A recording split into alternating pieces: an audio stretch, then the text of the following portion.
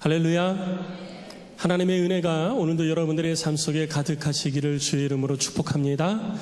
우리 좌우 앞에 계신 분들 인사 나누겠습니다. 할렐루야, 축복합니다. 무더운 여름 잘 지내고 계신지요? 평안히 지내고 계신지요? 더위는 드시지 마세요. 우리 인사하시기 바랍니다.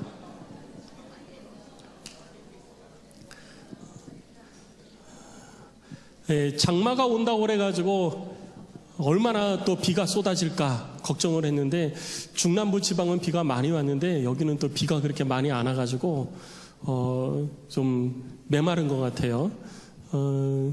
그렇지만 우리들의 심령은 결코 메마르지 말고 하나님이 주시는 은혜의 담비로 날마다 젖어 사시기를 주의 이름으로 축복합니다. 이맘때가 되어지면은 염소와 닭들이 신음을 많이 해요. 요즘은 또 수박도 한 통에 3만 원씩 하더라고요. 지금도 그 정도 하나요? 얼마 전에 3만 원씩 한다고 그래가지고 제가 너무 놀래가지고 9,000원, 만원 뭐 이렇게 할 때가 엊그저께 같은데, 그랬더니 누가 저보고 그러더라고요. 세상 물정 몰라도 목사님 너무 모르신다 그러시는데, 아니 어떻게 아무리 그래도 그렇지 어떻게 수박이 한 통에 3만 원씩 할 수가 있어요. 아유 참. 제가 저희 아이들이 이제 크고 뭐 이렇게 학교로 가고 뭐 이렇게 집에 같이 안 살다 보니까 수박을 한 통을 살 수가 없어요. 한 통을 사면은 반 통도 못 먹고 다 그냥 상해가지고 버리게 되더라고요. 사면 조그만 건 사든지 아니면 조금 사가지고 이렇게 하거나 아니면 아예 그냥 안 먹거나 그러는 상황이라 제가 모르긴 몰랐던 것 같아요. 근데 수박 얘기 듣고 제가 너무 놀라가지고 우리 성도들 수박 한 통 드시기도 쉽지 않겠다 그 생각하면서, 하나님 수박이라도 실컷 먹여 주시옵소서. 제가 종종 그렇게 기도해요. 수박값이 좀 내려가가지고 수박을 좀 실컷 먹었으면 좋겠다 그 생각하고 있습니다. 어찌 되었든지 또 어떠한 상황에서든지 하나님이 베푸시는 은혜가 여러분 속에 날마다 가득하셔서, 뭐 상황이 늘 우리를 즐겁게 하지는 못할지라도 하나님으로 인하여서 기뻐하시는 은혜가 여러분 가운데 있기를 축복합니다. 오늘 사도행전 31번째 강해입니다. 지난주에 우리가 살펴본 것처럼 헤롯 아그리파 1세가 왕으로서 유대인들에게 존중을 받기를 원했어요. 유대인들이 헤롯 아그리파 1세를 그 아버지 헤롯 대왕도 마찬가지였지만 별로 그렇게 왕으로 인정을 하지가 않았습니다. 왕으로 인정받기를 원해서 그들의 요구를 좀 충족시켜 주기를 원했던 거죠. 그래서 헤롯 아그리파 1세가 가만히 보니까 저들이 어떻게 하면 나를 존중할까, 내가 왕인데 나를 왕으로 인정해 줄 수 있을까, 이거를 살피다 보니까 저들이 불편해하는 거를 해결해 주면 될 것 같은 거예요. 그래서 저들이 불편해하는 게 뭔가라고 살펴봤더니 예수 믿는 사람들을 그렇게 싫어하는 거예요. 그래서 안 되겠다, 저거 해결해 주면 되겠다. 그래서 예수 믿는 사람들을 핍박을 하기 시작을 합니다. 항상 어떤 그룹이나 단체를 흩어버리기 위해서 가장 좋은 것은 머리를 치는 거예요. 머리를 치면 그 그룹은 흩어집니다. 그래서 사탄도 항상 머리를 공격하는 거예요. 그래서 교회를 흩어버리려고 하는 신천지라든지 이 이단의 무리들도 항상 누구를 공격하느냐? 교회의 머리인 담임 목사를 공격하고 목회자들을 공격하고 장로들을 먼저 공격하는 거예요. 그들이 넘어지면 교회가 와해되기 때문이에요. 그래서 항상 그렇게 공격을 하는데, 이 헤롯 아그리파 1세도 이 교회의 지도자들을 공격하기 시작했어요. 타겟이 거기에 딱 맞춰진 거죠. 사도행전 앞에서 우리들이 살펴봤지만 사도행전 6장에서 스데반의 순교 이후에 많은 사람들이, 예루살렘에 있던 많은 믿음의 성도들이 각 곳으로 흩어졌습니다. 사마리아로 흩어지고 유대 남부로 흩어지고 여러 지역으로 많이 흩어졌어요. 그런데 사도들은 예루살렘에 그냥 남아 있었습니다. 그래서 헤롯 아그리파 1세가 이 사도들을 타겟으로 삼은 거예요. 그래서 사도들을 타겟으로 삼아가지고 막 찾다 보니까 한 사람이 걸렸는데, 그 사람이 누구냐면 요한의 형제 야고보를 찾게 되어진 거예요. 그래서 요한의 형제 야고보를 칼로 죽이게 됩니다. 칼로 죽였더니 유대인들이 좋아하는 거예요. 헤롯 대왕이, 헤롯 왕이 우리 편이네. 우리를 위해서 우리의 속을 시원하게 해주는 일을 하네. 야, 저 사람 좋은 사람이네. 이제까지 인정하지 않았던 소리들이 인정하는 소리로 점점 바뀌기 시작하는 거예요. 그래서 헤롯이 야, 이렇게 하면 되겠구나. 그래서 교회의 지도자들을 더 찾기 시작합니다. 그 중에서도 가장 최고 지도자 중에 한 명이었던 베드로를 타겟으로 삼은 거예요. 그래서 베드로를 타겟으로 삼아가지고 베드로를 찾아서 붙잡습니다. 붙잡고 나니까 그 시기가 무교절 기간인 거예요. 그래서 사람을 죽일 수 없어서 무교절이 지나고 난 다음에, 무교절 명절이 지나고 난 다음에 죽여야 되겠다라고 하고 베드로를 감옥에 가두게 되어지죠. 그래서 베드로를 감옥에 가두고 이제 무교절이 끝나고 다음 날 베드로가 사형을 당하게 되어졌습니다. 사형을 당하기로 딱 결정되어진 전날 밤에 군사들이 지키고 있는 그 가운데 예루살렘에 있는 믿음의 성도들은 어떻게 해야 될 줄 모르니까 하나님 앞에 엎드려 간절히 기도하기 시작을 했어요. 하나님께서 그 기도를 들으시고 주의 천사를 보내셔서 베드로를 구해 주십니다. 아무 상함도 없이 안전하게 어느 누구도 알지 못하게 베드로를 감옥에서 그들 앞으로, 믿음의 기도자들 앞으로 베드로를 인도해 주신 거예요.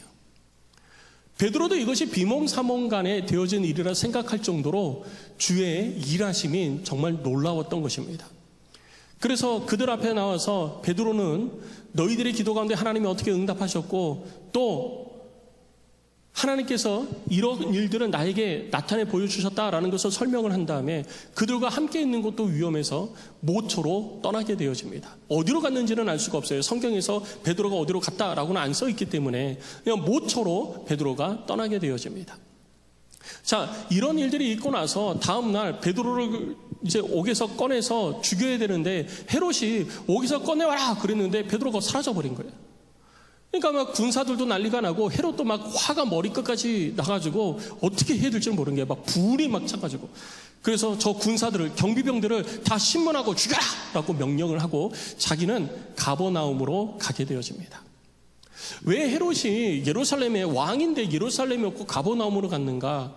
여러분, 당시 예루살렘은 민족 사상의 중심지였습니다. 그런데 사람들이 예루살렘을 중심으로 삶을 사는 이유는요, 딱 한 가지였어요. 그게 뭐냐면 하나님의 성전이 거기 있었기 때문이에요. 그런데 환경적으로 보면요, 예루살렘은 결코 사람이 살기에 축복된 땅이라고는 할 수가 없는 땅이에요. 성지순례 가보신 분들은 알겠지만 예루살렘 성 가보면 예루살렘 성 주위에는요 아무것도 없어요. 그냥 흙먼지 풀풀 날리는 이 사막 같은 땅입니다. 비도 안 내리죠. 강도 없죠. 냇가도 없죠. 물도 나오는 데가 없습니다. 그래서 걸어다니면요 흙먼지 풀풀 날리고 바닥도 막 다 돌짝 빠지고 그래가지고 나무를 심고 뭐 농사를 짓고 이렇게 할 수 있는 그런 땅이 아니에요. 그러다 보니까 예루살렘 주변에는요 로마 군대도 한 100명에서 200명 정도 그 정도만 주둔을 하지 많이 주둔을 하지를 않았었던 거예요. 그럼 어디에 주둔했느냐? 저 갈릴리 호수 북부에 있는 가버나움에 주둔을 한 거예요. 그 가버나움 주변에는요 숲이 울창하고 농사가 잘 되고 물이 풍부합니다. 그리고 유럽하고 가깝고 대서양하고 가까워서 무역도 잘 활발하게 이루어지고 정치, 경제, 군사 이 부분에 있어서 아주 최적화되어진 도시가 가버나움이에요. 그래서 로마 군대가 어디 주둔을 했느냐? 로마 군대의 주 본부가 가버나움에 주둔을 한 거예요. 그래서 왕도, 이스라엘의 왕도 어디에 주둔을 했느냐? 가버나움에 있었던 거예요. 가버나움에 있다가 이스라엘의 왕은 이스라엘 사람들이 세운 게 아니라 로마가 세운 왕이잖아요. 로마에서 세운 왕이라 할지라도 이스라엘의 명절이 되어지면 이스라엘의 명절에 이스라엘 사람들은 다 어디로 갑니까? 예루살렘으로 다 오잖아요. 그러니까 왕도 예루살렘으로 내려온 거예요. 그래서 그 기간이 언제였느냐? 무교절 기간이었던 거죠. 그리고 무교절 기간이 끝났으니까 자기 왕궁으로 돌아가는 거예요. 그래서 가버나움으로 헤롯이 돌아간 겁니다. 자, 그래서 헤롯이 가버나움으로 돌아간 다음에 되어진 일들이 오늘 우리가 살펴볼 본문의 내용이라는 거죠.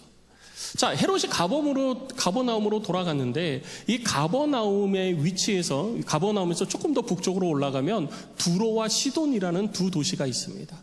수리아의 도시인데 이 두로와 시돈이 이 항구 도시로 이렇게 가깝게 되어져 있어서 무역이 굉장히 활발한 도시예요.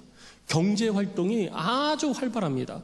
그래서 유럽에서 들어오는 모든 그 귀중품들 그리고 뭐 이렇게 생필품들 이런 것들이 두로와 시돈을 통해서 가버나움 이스라엘의 북부로 이렇게 흘러 들어온 거예요. 그리고 가버나움에서는 농사가 잘 됩니다. 농사가 잘 되니까 농산물을 많이 수출을 했었어요. 근데 무슨 일이 있었는지는 모르겠지만 두로와 시돈이 헤롯하고 이렇게 등을 져버린 거예요. 지금 전 세계가 지금 뭐 여러분 다 아시는 그 나라하고 막 지금 다 등 돌리고 있잖아요. 신국수주의가 지금 막 전 세계를 뒤덮고 있습니다. 우리하고 하려면은 세금 더 내. 세금 안 내면 없어. 백제. 막 이러고 있잖아요. 근데 그때 당시에도 뭐 때문에 그랬는지는 모르지만 그랬던 것 같아요. 그래서 이게 딱 갈라진 거예요. 그래서 두도와 시돈 사람들에 대해서 헤롯이 막 화가 난 거예요. 화가 나서 야 금지. 그래서 딱 멈췄던 것 같아요. 그러니까 이 무역이 잘 되어지다가 딱 멈추면 수출하는 사람이나 수입하는 사람 둘 중에 한 군데만 문제가 되는 게 아니라 양쪽이 다 문제가 되는 거예요. 그러니까 두로와 시돈도 이 이스라엘과 가버나움과 딱 이렇게 무역이 딱 멈추게 되어지니까 지금 당장 먹고 사는 문제가 생긴 거예요. 농산품을 거기서 수입을 해가지고 생계를 이루어야 되는데 이게 멈추어진 거죠. 여러분 무역을 할 때 음식을 사고 파는 거에 대해서는 전 세계에서 지금도 그래요. 전 세계에서 음식을 사고 파는 것, 사람의 생계가 걸려 있는 부분에 대해서 수출과 수입하는 것은 세계에서 아예 규제를 딱 합니다. 이게 안 되어지면 수많은 사람들이 굶어 죽기 때문이에요. 근데 생필품은요, 관세가 올라가고 막 그래도 관련된 사람들만 해당이 되어지는 거예요. 그리고 좀 불편할 뿐이에요. 한마디로 얘기해서 여러분, 지금 당장 우리가 쌀을 수입해서 먹고 사는데 쌀이 수입이 안 돼요. 그러면은 폭동이 일어납니다. 그런데 자동차 수입해서 하는 사람들이 자동차 수입이 딱 금지가 됐어요. 저쪽에서 자동차를 안 팔아요. 그래서 수입을 못해. 그러면은 폭동까지는 안 일어나요. 그냥 불편할 뿐이지. 도대체 왜 그래? 하면서 불평불만하고 좀 삶이 불편할 뿐이지 막 생계가 걸려있고 막 폭동이 일어나고 막 그러지는 않거든요. 똑같은 거예요.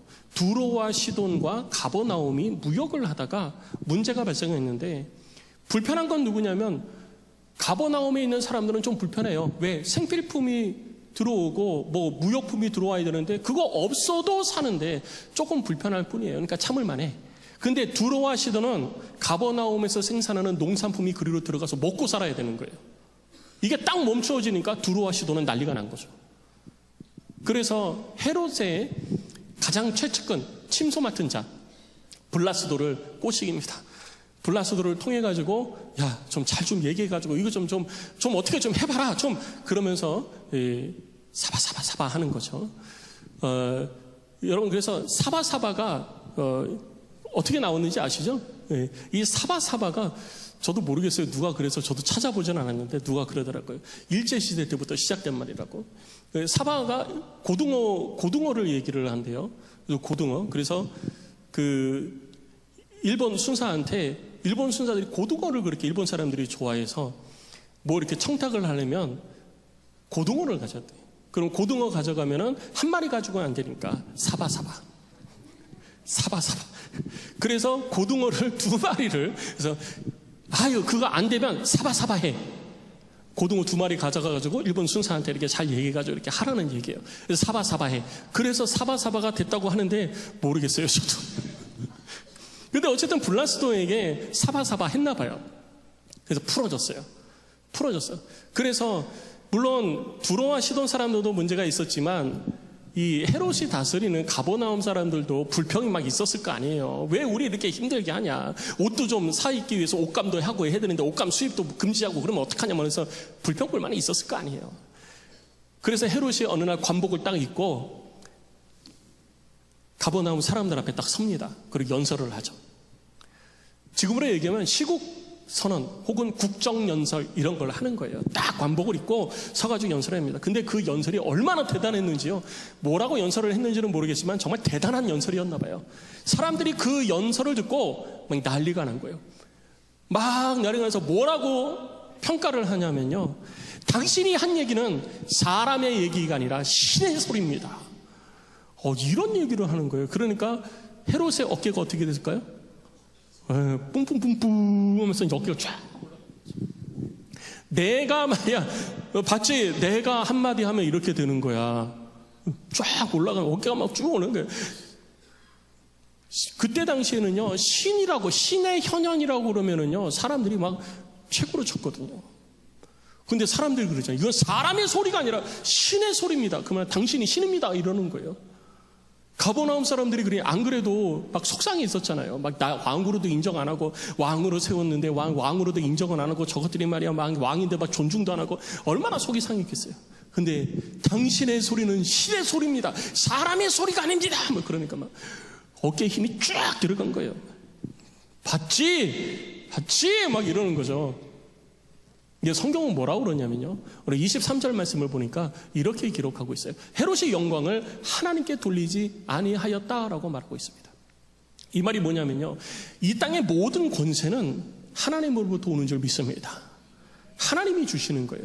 높은 지위이든 낮은 지위이든 하나님께서 그에게 주시는 거예요. 내가 힘써 노력해서 얻는 게 아니라 하나님께서 허락하셔야 그 지위가 내게 주어지는 것입니다. 이거는 믿는 자나 안 믿는 자나 다 동일합니다. 그래서 우리는 내가 처해 있는 그 지위에서 겸손히 내가 해야 될 일을 최선을 다해서 해야 되는 거예요. 그런데 헤롯은요 이것을 하나님께서 주신 것이라 인정하지 않은 거예요. 그리고 모든 것들은 누가 잘라서? 내가 잘라서 나의 능력으로 내가 잘라서 이 일을 이루었다. 스스로 그렇게 생각한 거죠. 하나님께서 네가 나를 인정하지 않아도 그 지위는 내가 너에게 준 것인데 네가 나를 향하여 아무런 감사의 마음도 갖지 않고 네가 오히려 너를 기뻐하고 즐거워하는구나. 하나님께서 그를 치십니다. 하나님께서 그를 치셔서 주의 사자가 곧 친히 벌레에게 먹혀 죽으니라. 벌레에 먹혀 죽은 거예요. 그랬더니 누가 무슨 목사님 무슨 벌레에 먹혀 죽었어요?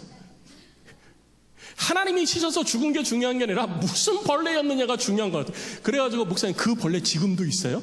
지금도 그 벌레에 먹히면 죽어요? 자꾸 이렇게 물어보더라고요.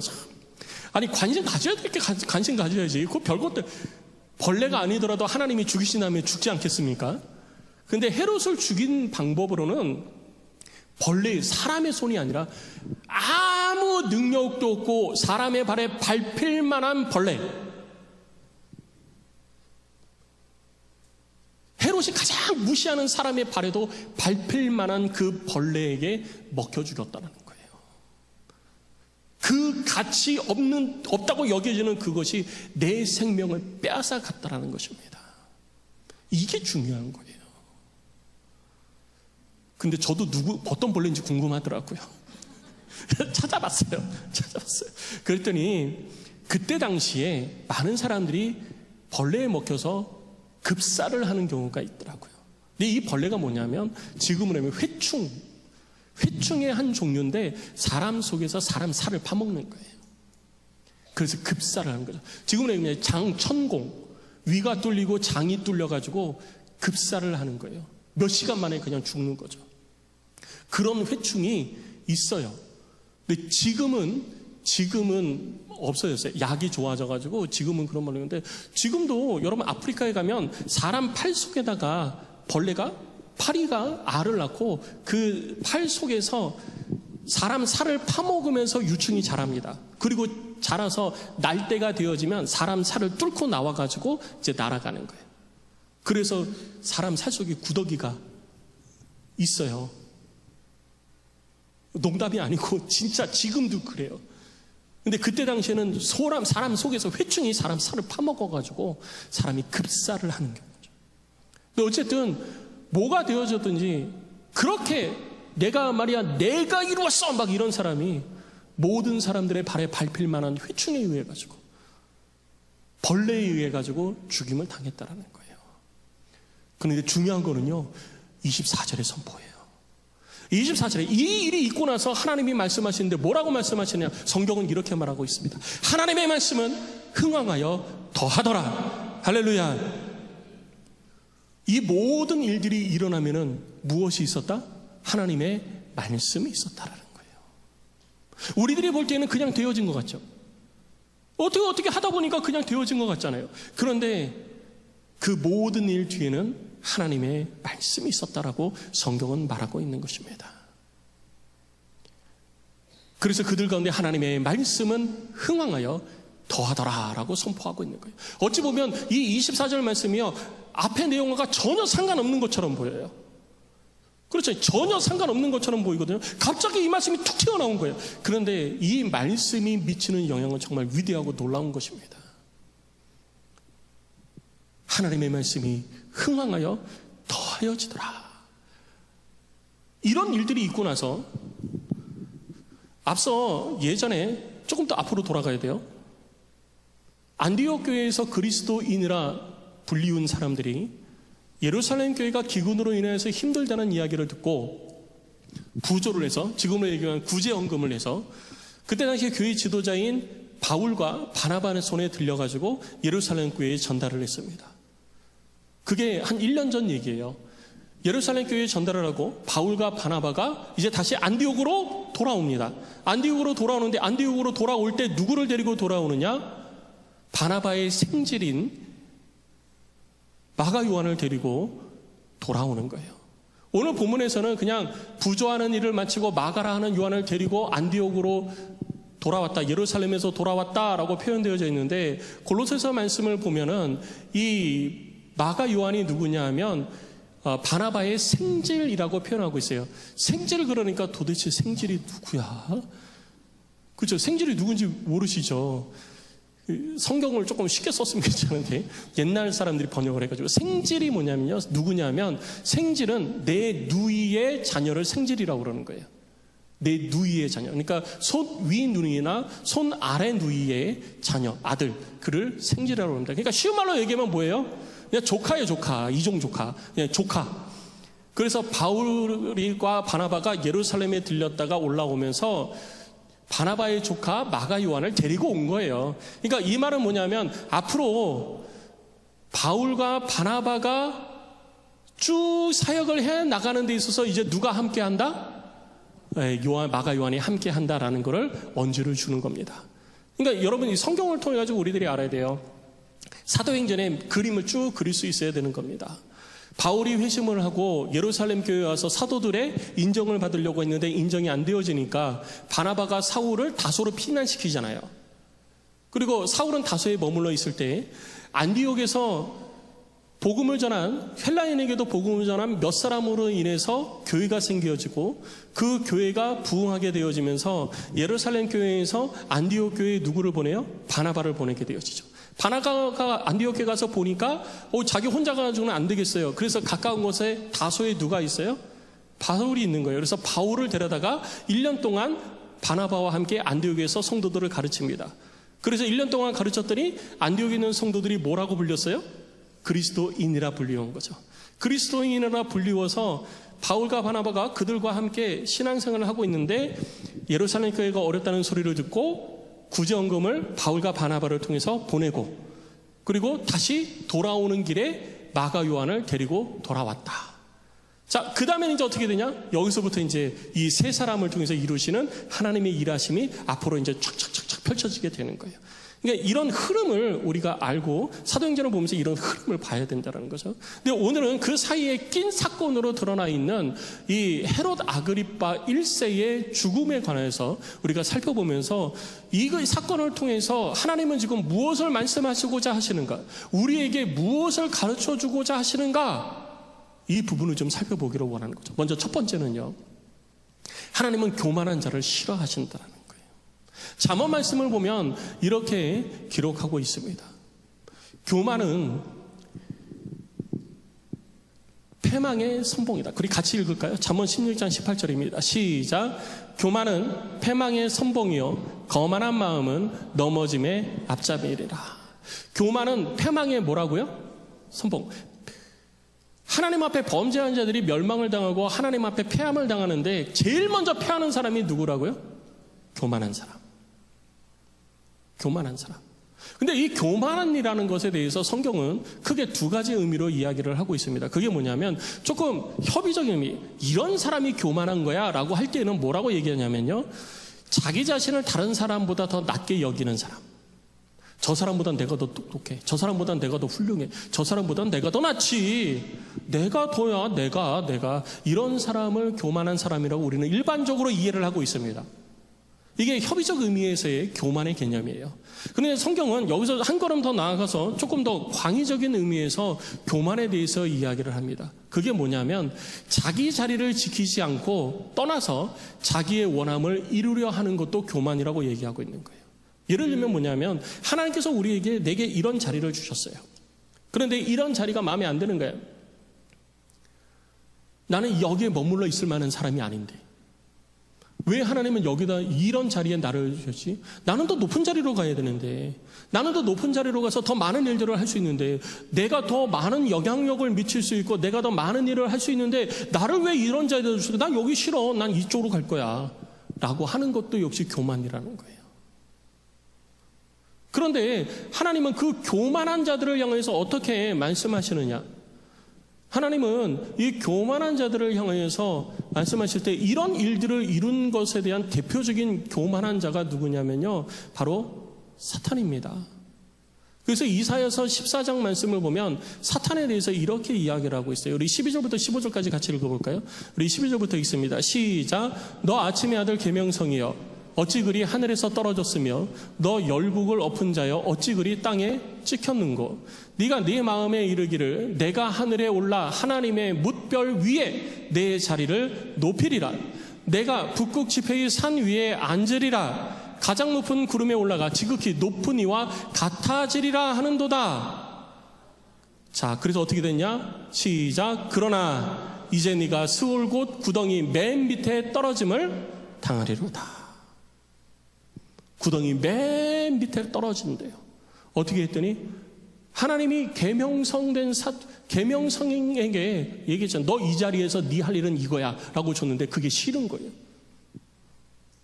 내가 왜 여기서 난 더 여기서 저거를 하고 싶은데, 저거를 통해서 내 이름을 드러내고 싶고 저거를 통해서 내 업적을 나타내고 싶고 더 많은 일들을 통해서 사람들이 나를 존중하게 하고 싶은데, 내가 그렇게 존중받고 인정받고 싶은데 왜 나를 여기 자꾸 있게 해? 난 싫어. 그래서 난 절로 갈 거야 라고 하는 것도 뭐냐? 그것도 교만이라는 거예요. 교만한 자에 대해서 예레미야서 50장에 이렇게 기록하고 있습니다. 예레미야서 50장을 보면 이렇게 뭐라고 기록했냐?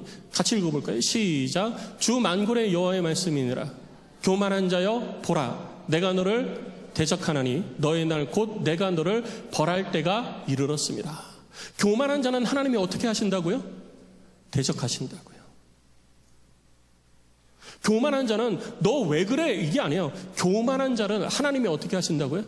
대적. 맞서 싸우시겠다라는 거예요. 너 교만해? 그럼 내가 너하고 싸울 거야. 맞서 싸우겠다라는 거예요. 그럼 하나님과 대적하는 자는 어떻게 되냐? 사무엘상을 보니까 하나님을 대적하는 자에든 이렇게 될 거라고 말하고 있는 거예요. 같이 읽습니다. 시작. 여호와를 대적하는 자는 산산이 깨어질 것이라.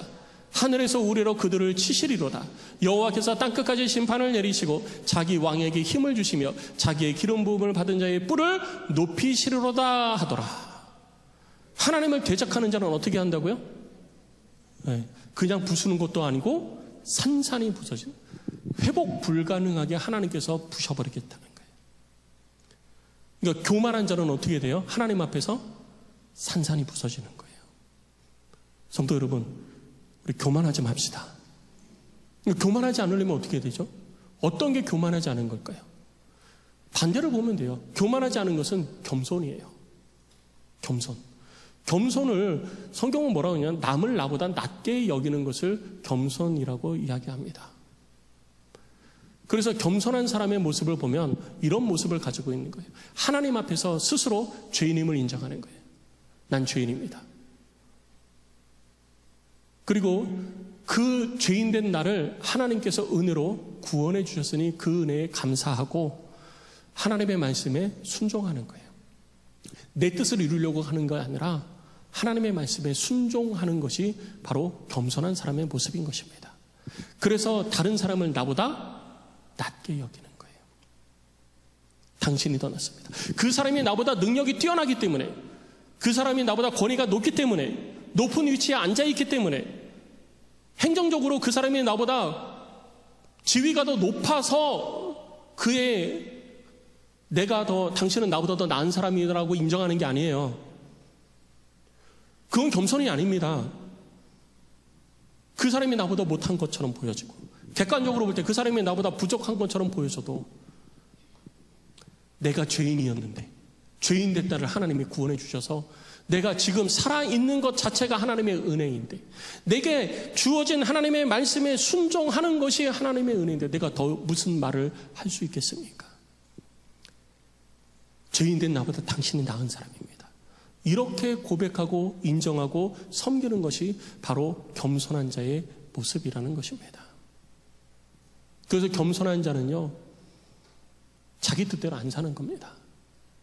하나님의 말씀을 따라 삶을 살아가는 자예요. 성도 여러분, 우리 겸손하시기를 주의 이름으로 축복합니다. 무조건 난 못해, 난 그런 거 못해, 이게 겸손이 아니에요. 우리는 주로 겸손 그러면 할 수 있으면서도 난 그런 거 못해, 난 그런 거 못하는 사람이야, 이게 겸손이라고 생각하는데요, 어쩔 때는 이게 더 교만일 수도 있는 거예요. 그래서 겸손은 내게 주어진 위치에서 하나님을 잘 섬기고 하나님의 말씀에 순종하는 것이 겸손한 사람이에요. 하나님이 그런 사람을 쓰시는 거거든요. 아브라함이 그랬고요, 이삭이 그랬고, 야곱이 그랬습니다. 그리고 요셉이 그랬고요, 모세가 그랬고, 다윗이 그랬습니다. 세례 요한이 그랬고, 바울이 그랬습니다. 하나님께서 쓰신 사람들의 모습을 보면 다 그런 사람들이었어요. 사람들이 세례 요한을 향하여서도 당신은 이 땅의 위대한 선지자입니다. 그럴 때 세례 요한이 뭐라고 그랬어요? 내 뒤에 오시는 이를 보라. 예수를 보고 세례 요한은 뭐라고 그랬습니까? 나는 그의 신들매도 감당 못할 존재이다. 사람들이 나를 어떻게 존중하고 어떻게 세우냐, 거기에 관심이 없는 거예요. 그냥 하나님께서 내게 맡겨주신 일들을 내가 내 자리에서 묵묵하게 감당하는 것이 내 삶의 목적인 것이죠. 그 사람이 바로 겸손한 사람인 것입니다. 성도 여러분, 여러분 속에 이 겸손이, 주님이 주시는 겸손이 있기를 주의 이름으로 축복합니다. 그리고 두 번째, 우리가 잊지 말고 살펴봐야 될 게 뭐냐면, 어떠한 상황과 어떠한 환경 가운데에서도 하나님의 말씀은 흥황하여 더하여지는 은혜가 우리 가운데 임한다라는 것입니다. 사탄은 대적하는 사람, 대적하는 존재입니다.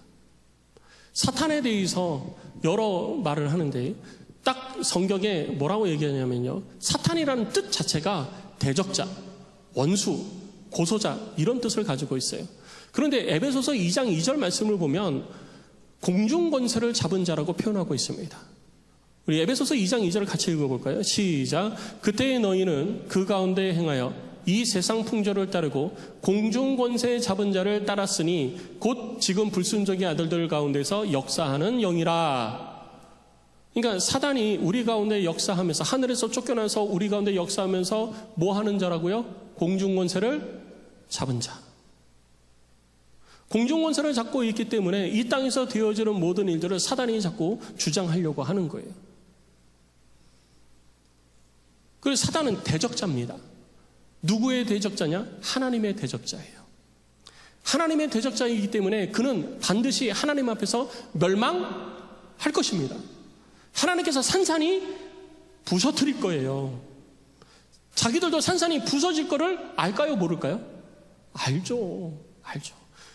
아니까 나 혼자 산산이 부서질 순 없다. 그래서 너 나하고 같이 죽자. 우리 옛날 말로 물귀신 작전이라고 그러죠. 너 나하고 같이 죽자. 하나님 멀리해라. 이렇게 자꾸 우리를 꼬드기는 거예요.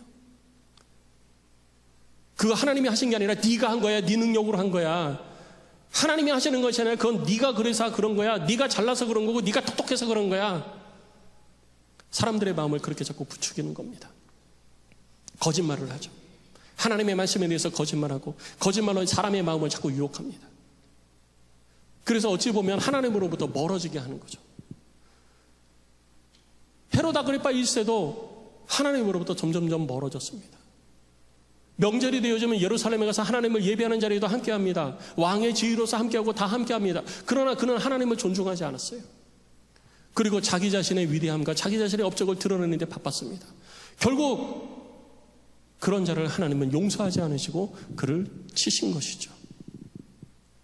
이 모든 것들은 그냥 우연히 되어진 것처럼 보일지 모르지만 우연히 된 것이 아니라 하나님의 말씀대로 하나님은 이루신 것이라는 것을 우리는 기억해야 되는 것입니다. 세상이 어떤 상황으로 흘러가든지 어떤 환경 속에 우리가 삶을 살아가고 있든지 그것이 내가 보기에 좋은 방향으로 안 좋은 방향으로 어떤 모습으로 흘러가든지 그것과 상관없이 하나님은 하나님의 일을 이루신다라는 것입니다. 잠언 말씀에 이렇게 기록합니다. 사람이 무슨 계획을 세울지라도 하나님의 뜻만이 온전히 서리라. 우리가 이 땅 가운데 삶을 살면서 수많은 계획을 가지고 있고 또 그것대로 되어지는 것 같지만 결국 하나님의 말씀이 이 땅 가운데 이루어진다는 것입니다. 그래서 오늘 본문의 말씀을 선포하는 거예요. 하나님의 말씀이 흥왕하여 더하여지더라. 어떠한 상황 가운데에서도 하나님의 말씀은 결코 쇠하지 않는 것입니다. 우리들이 볼 때에는 하나님의 말씀이 이루어지지 않는 것처럼 보일 수도 있어요. 하나님의 말씀은 저 과거에 옛날에 되어진 말씀에 머물러 있는 것처럼 느껴질 수도 있습니다. 그러나 중요한 것은 하나님의 말씀이 흥왕한 곳에는 하나님의 일하심이 더해진다는 사실인 것입니다. 그래서 2000년 전에 흥왕하였던 하나님의 말씀이 지금 이 세대 가운데 우리들의 심령 가운데 하나님의 말씀이 흥왕하여지게 되어지면 하나님의 일하심이 내 삶 속에 더해지는 결과를 얻게 된다는 것입니다. 그래서 우리는 어떻게 해야 되느냐? 우리들의 삶 속에 하나님의 말씀이 흥왕케 되어지게 해야 되는 거예요. 여러분들의 삶 속에 하나님의 말씀이 흥왕케 되어지게 해야 되는 거예요. 하나님의 말씀은 결코 쇠하지 않습니다. 이사야서 말씀을 보면 하나님의 말씀에 대해서 이렇게 말합니다. 풀은 마르고 꽃은 시드나 우리 하나님의 말씀은 영원히 서리라. 이것이 우리들을 향한 선포인 거예요. 하나님의 말씀은 기록된 글자로 머물러 있는 것이 아닙니다. 과거에 하나님께서 말씀하신 것을 받아 적은 그 기록된 글씨로 머물러 있는 것이 아니에요. 그 하나님의 말씀이 우리 속에서 흥왕하여질 때, 우리 속에서 하나님의 말씀이 들려지고 그 하나님의 말씀을 믿는 믿음이 우리 속에서 계속해서 커져갈 때 그 말씀의 능력이 우리 가운데 열매 맺게 되어지고 그 열매 맺은 하나님의 말씀으로 인해서 우리들의 삶이 풍성해지는 역사를 경험하게 되는 것입니다. 성도 여러분, 하나님의 말씀은 능력인 줄로 믿으시기 바랍니다. 지금도 하나님의 말씀은 기록된 글자로 머물러 있는 것이 아니라 우리들의 삶 속에 살아 역사하여서 우리들의 심령 골수를 쪼개고 우리들의 삶의 문제를 해결하고 하나님의 능력을 나타내는 표본이 된다는 사실을 기억하시기 바랍니다. 그래서 우리는 하나님의 말씀이 내 속에서 흥왕케 되어지게 해야지 되는 거예요. 하나님 말씀이 내게서 이루어지게 하여 주시고 아름다운 열매를 맺게 하여 주시고 복을 허락하여 주시옵소서. 아무리 기도하면 뭐합니까? 하나님의 말씀이 내 속에서 흥왕케 되어지지 않으면요, 우리들의 기도가 허공을 치는 메아리가 될 뿐이에요. 그 말이 뭐냐면 말씀을 알아야 순종하고 순종해야 하나님이 주시는 은혜를 경험한다는 것입니다. 말씀을 알아야 되잖아요. 그래서 하나님의 말씀이 내 속에서 흥왕케 되어지려면 어떻게 하냐? 말씀을 읽고 듣고 지키는 삶의 모습이 우리들의 삶 속에서 계속되어져야 되는 거예요. 그래야 우리들 속에서 하나님의 말씀이 흥왕되어지네, 부흥이 되어지잖아요. 내 삶을 하나님의 말씀이 불러 일으켜야지 돼요. 불쏘시가 되어져서 하나님의 말씀이 내 속에서 자꾸 나를 건드려야지 되는 거예요. 말씀으로 내가 자꾸 충격을 받아야 되고 하나님의 말씀으로 내가 자꾸 도전을 받아야지 되는 거예요. 그리고 그렇게 내 속에서 나를 자극하시는 그 하나님의 말씀 앞에 내가 아멘, 아멘, 아멘, 그리고 그 말씀 앞에 내가 순종하려고 할 때 내 삶의 현장에 하나님의 더하시는 은혜가 나타나게 되는 것입니다. 그것이 내게 복인 줄로 믿습니다. 그러면 여러분 지금 하나님의 말씀이 여러분 속에서 흥황케 되어지도록 하고 계십니까? 중요한 건 그거예요. 하나님의 말씀이 내 속에서 흥황되어지도록 해야지 돼요. 부흥되어져서 나를 자꾸 건드리게 해야지 되는 거예요. 내 생각이 나를 건드리고 내 경험이 나를 건드리고 내 지식이 나를 건드리는 게 아니라 하나님의 말씀이 나를 자꾸 건드리게 해야 되는 거예요. 그러려면 하나님의 말씀을 들어야 되고요, 읽어야 되고요, 순종해야 되고요, 그렇게 살아가도록 우리 자신을 하나님 앞에 내어 드려야 되는 것입니다. 그렇게 할 때 하나님의 일하심을 경험하게 되는 거죠. 안 하면 우리들의 기대는 기대로 끝납니다. 하나님의 말씀을 향한 기대가 그냥 기대로 끝나는 거예요. 아, 그랬으면 좋겠다, 하나님의 말씀이 내게도 이루어졌으면 좋겠다라고 하는 기대로 그냥 끝나는 거죠. 여러분들의 삶 속에 하나님의 말씀이 능력이 되어 여러분들의 삶에 은혜와 복을 부어주시는 초석이 되기를 원하십니까? 아니면 여러분들의 말씀을 향한 기대가 기대로 끝나기를 원하십니까? 하나님은 우리들 가운데 어떻게 행하실 것인지를 이미 말씀해 주셨어요. 이제는 내가 해야 될 일이 남았습니다. 하나님의 말씀을 내 속에 흥황케 하기 위해서 내가 더 말씀을 가까이 하고 더 하나님의 말씀을 부여잡고 더 말씀을 듣고 행하며 그 말씀대로 살아가려고 할 것인가? 그 말씀대로 내가 믿음을 가지고 걸어갈 것인가? 아니면 주저앉을 것인가? 기대만 할 것인가? 나도 잘 됐으면 좋겠다, 하나님의 일하심이 내게도 경험되어졌으면 좋겠다라고 하는 기대만 가지고 평생을 보낼 것인가? 하나님의 말씀은 결코 쇠함이 없는 줄로 믿으시기 바랍니다. 2000년 전에 그들 가운데 하나님의 말씀이 흥황하여 더하여지는 은혜가 있었던 그 말씀이 오늘 이 세대 가운데도 우리 가운데 들려지고 있다는 사실을 기억하십시오. 그들에게만 능력이 되어진 것이 아니라 우리에게도 능력인 것입니다.